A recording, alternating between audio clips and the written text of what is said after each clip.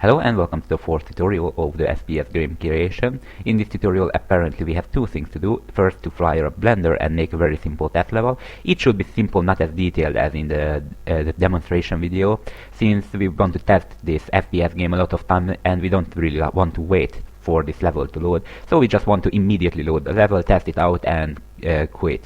So this will be very simple, just a few planes, a few collision planes. And we have to modify this object loader which we have wrote, so it will be able to load the collision planes. So collision planes is basically a plane in the object file which will not be rendered on the screen, but we will use that to test whether we have a collision with something or not. Okay, and other thing to modify is to add a color property. Color property is basically, probably you already know, if we don't have lighting on, then the OpenGL will use colors to get what color should the given plane look like. Right. So first order of business is to fire a Blender. Here I already did. I'm not sure how well it can be seen in YouTube, since the video compression it's just 480p. So when you open up the latest Blender, this is the default screen you actually see. You can hold down the middle mouse button, so the mouse scroller, and then you can look around in the 3D screen. You can scroll forward to zoom in, backward to zoom out. Right, what else? If you press spacebar, then you can just type anything you want, so it is like a kind of search bar. So to add the plane, you will type add plane. This was the last command I give, so that's why it's in there. Alright, so here we have this called default cube, and now we can actually duplicate this little this cube, actually add another cube. So add cube, so just type whatever you want and press enter, and now it added a second cube. You can use these arrows and your left mouse button to move this other cube around. So as you can see, now we have two cubes.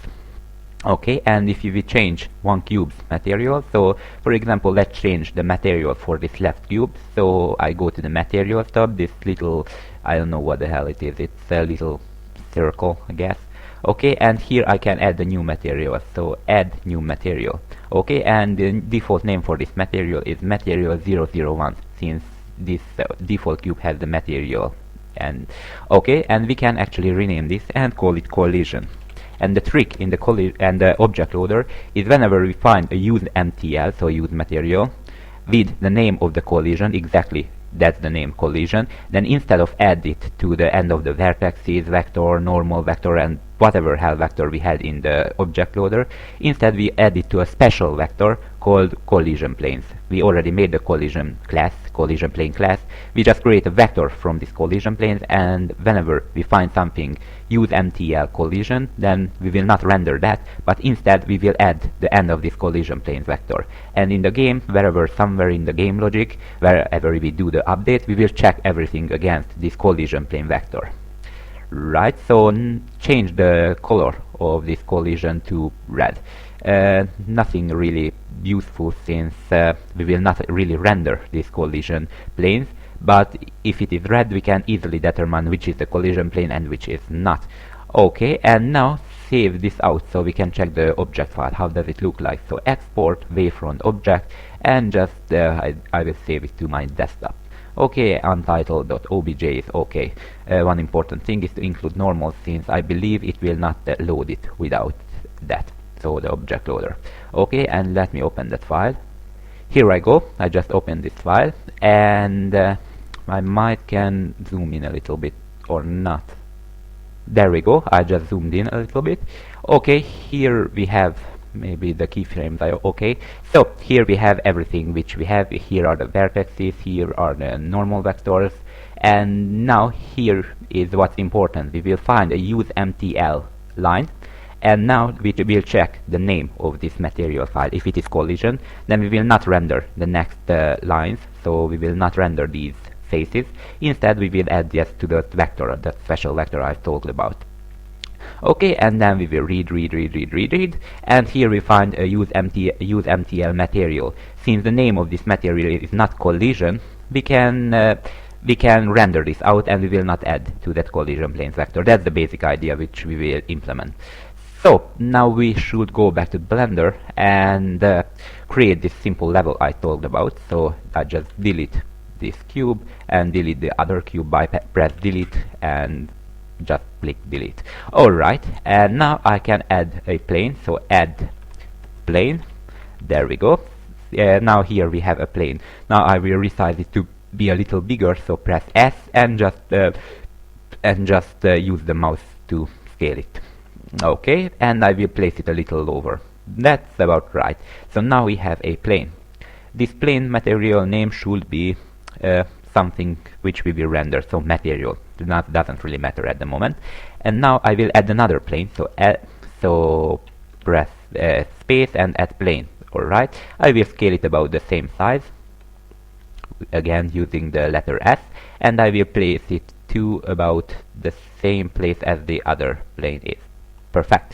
Now I will add the material and I will call, and actually I will, since I already have a collision material, I can use this little circle between the next to the new and just use the collision. So just select the collision from this list. These are the materials which we have. Right, and as you can see it's red, so it is collision material, it will not be rendered. Okay, and actually let me add another plane, so add plane, and I will rotate it, so press R and press just Y, so it's rotated in the Y axis, and just press 90. Perfect, as you can see it is now rotated. Now I can just place it here in the edge of this other plane and just scale it up. Scale it more, that's about right. And the name of this material should be, I don't know, material, doesn't really matter. And again, we do the same thing, so add another plane, rotate it by 90 degrees, so rotated X 90. Right, and actually, was it X? Yeah, it's X. X, Y, Z, I believe that the red is the X. Okay, just place it in about the same place and scale it up. Scale, scale, scale. About right. That's right, and again I will add the material called collision to it, and I will do that to the other free side, and I will be back. There we go, I just added collision planes and normal planes to every side. Not every collision plane is exactly rotated 90 degrees, so we can test out how our collision class work if the planes are not exactly oriented in the axis, around the axis. And yeah, we can save this right now.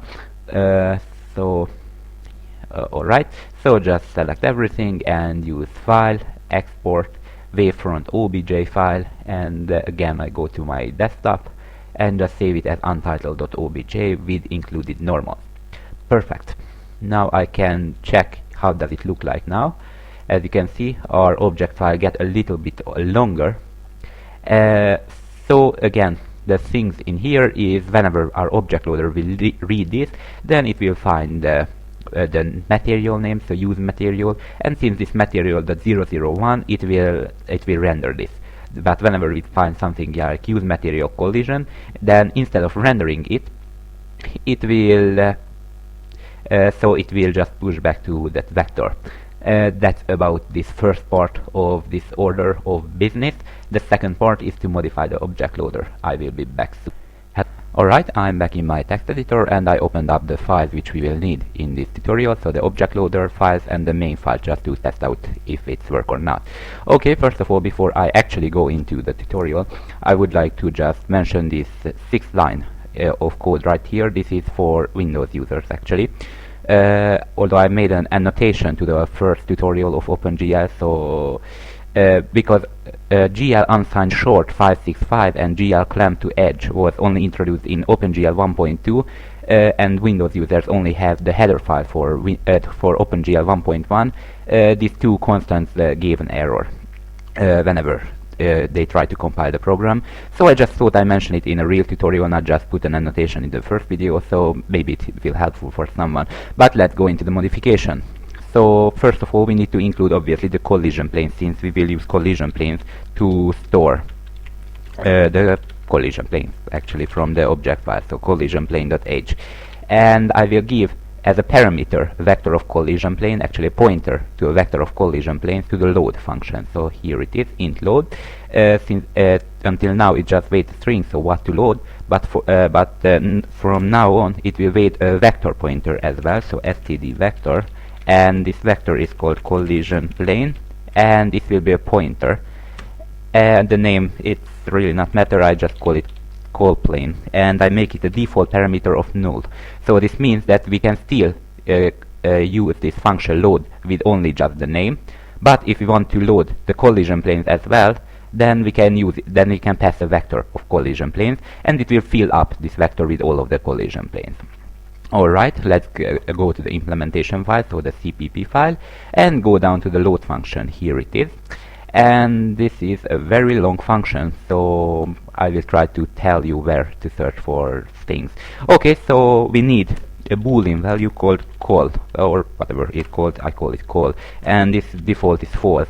So this call variable will be true if it reads a line like use material collision. After it reads a line use material collision, this will be true. But if it reads use material something else, then it will be false. So that's how we know if we should render this face right here, or we should put it into that vector. We just pass it as a parameter. Alright, so let's go wherever we load the faces, because only when we open the faces we need to know if it is a collision face or not. So let's go down to the faces, and here I will make another if statement.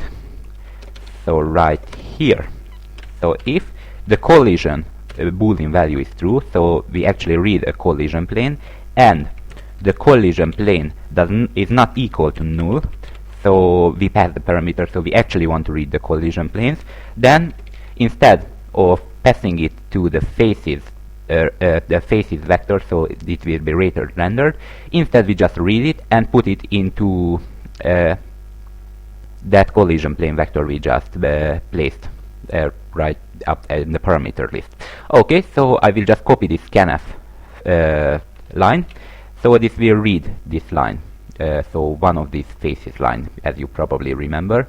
I don't make like triangles and whenever we have texture coordinates, since why would we have texture coordinates in a collision plane, or why would we want to use two triangles instead of one plane? So this only line should be enough. Normal vector is needed, of course, because that is needed for because that's needed to determine the collision, if you remember in the collision tutorial.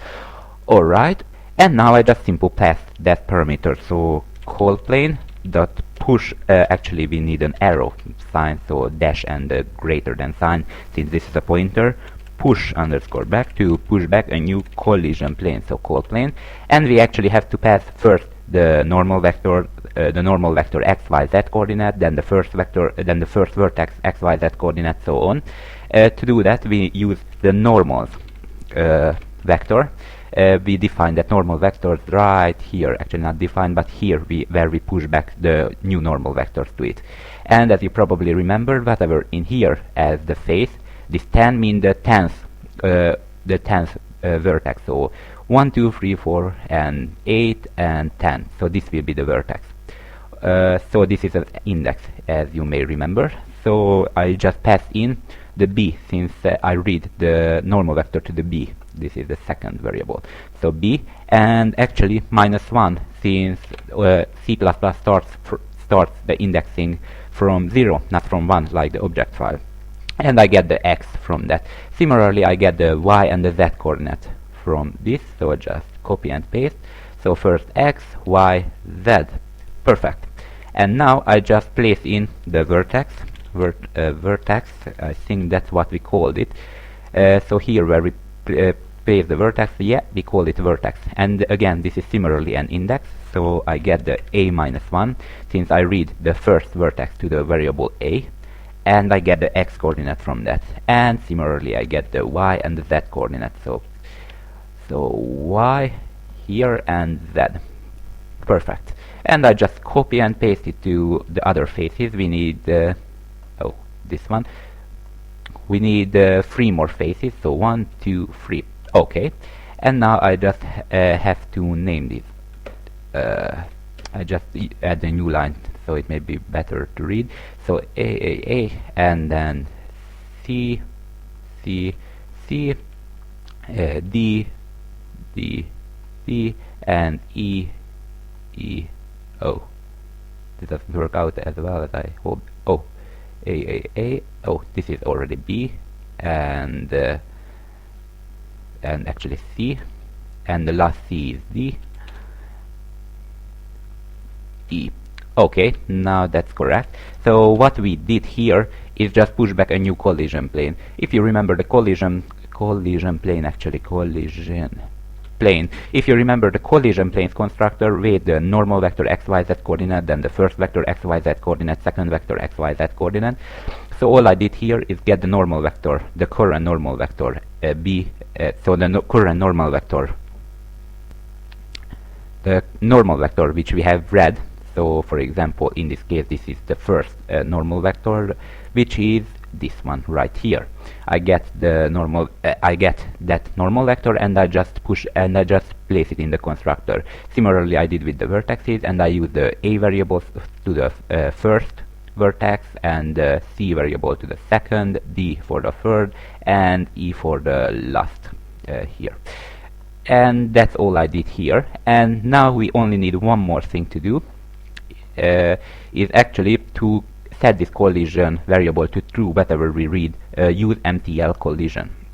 To do that, we have to find where we use this use MTL function. Use MTL. Here it is. So use MTL. Now, as you can see here, we read the name of the material to a TMP variable. And a simple check to see if this name is equal to collision. So strcmp, this is string compare, and this will return 0 if the two is equal. So if the TMP is equal to collision, so this is equal to 0, then we will set the collision variable to true. Else, so it is something else, some else material, then we just do the normal material loading right here underneath. And before I do the normal material loading, I just set the collision to false. That's correct, and I believe this was all the change which was necessary to load the collision planes. So if you don't get it, all I did here is, first of all, if I read a use MTL collision, then I set the collision to Boolean value to true, and if the collision value is true, then instead of putting the face to the faces array, so we later render, I put it to the collision planes array, so we can use it to test collision later on. Yeah, that was all I did. And one more thing to modify is if there is this order, if I can open it right now, here, the color property, because in this FPS game I turned off the lighting since it looked terrible, and without lighting the material property is not playing, so everything was white if I remember correctly. To fix that error, this is quite simple to fix actually. I just find wherever I use this GL material FV, so I just set the diffuse, ambient, and specular light as shininess. Actually, I put one more thing in here, so GL color free F. So if you remember, this waits for free float variable. Actually, it's right here, which is the color what it should be, and what it should be is diffuse 0, diffuse O. Okay, I'll rather copy that. So diffuse 0, diffuse 1, and diffuse 2. So whenever the lighting is offline, so it's not turned on, then instead of using the material, it will use this color property, which is kinda useful. So we can both use this object loader whenever we have lighting. Whenever we don't have lighting, we still get the right color for that. And I use just the diffuse because specular is, I guess it's mostly white, and ambient similarly, guess whitish. But the diffuse is the actual color of the material.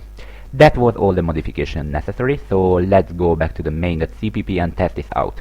So we already have a loading function here. We load a test10.obj file, and I will change that to the untitled.obj file we just created a moment ago. Untitled.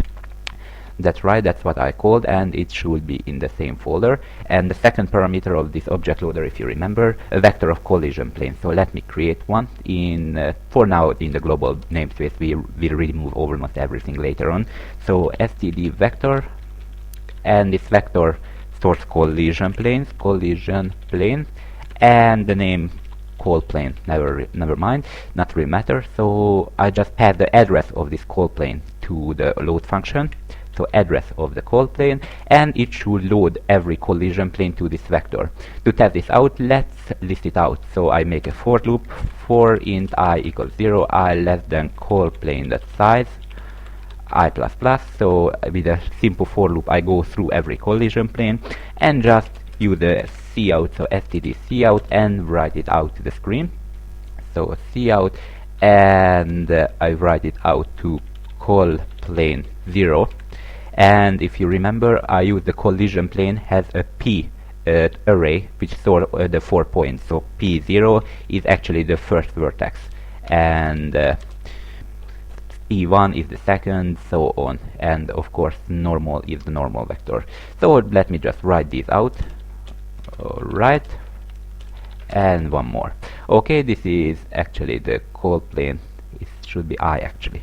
The I call plane, and we get the first vertex from it, and similarly I here, and I get the second vertex from it, I here, and I get the third vertex from it, and I here, and I get the third vertex from it. And probably you can see that I don't write out the x, y, z coordinate for the vertices, since we have an overloaded O-stream operator, so we can just write out in this way.